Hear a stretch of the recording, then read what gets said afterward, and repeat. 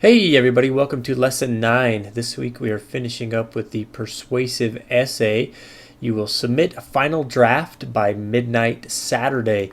So you should have had plenty of time to review that, to get some feedback from your peers, and you'll have time to, you'll be able to submit that at the end of this week, and then we'll move on next week to the final assignment of the course.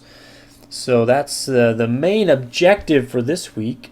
And also a couple of other objectives that we have is we'll have some practice using parallel structure. Yes, I can speak good. Anyway, so the parallel structure, that will kind of be your grammar lesson for the week. You'll look at a handout that looks, it is this handout actually. It doesn't just look like it is this handout.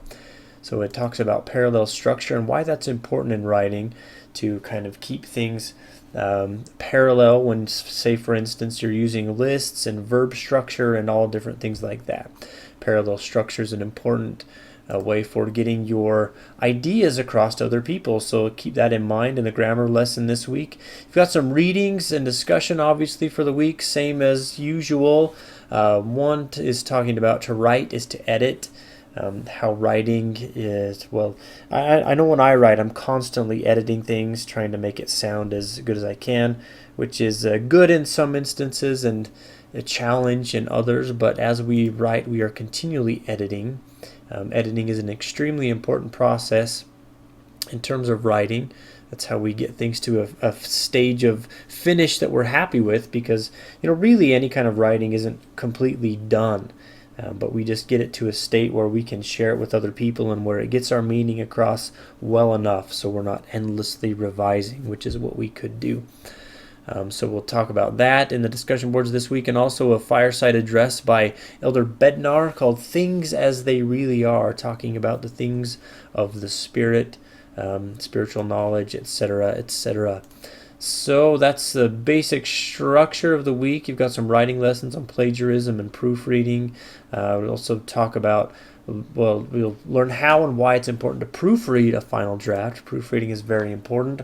One of the suggestions I offer to students repeatedly is that when you have your draft, your paper, to a state that you think it's finished, read it aloud to yourself, because your ear will often catch things that your eye won't, because you've probably read it so many times that it kind of get into a rhythm and it can skip over things. But when you read it aloud to yourself, or have someone read it aloud to you with the paper in front of you, your ear can catch things again that your eye might have missed.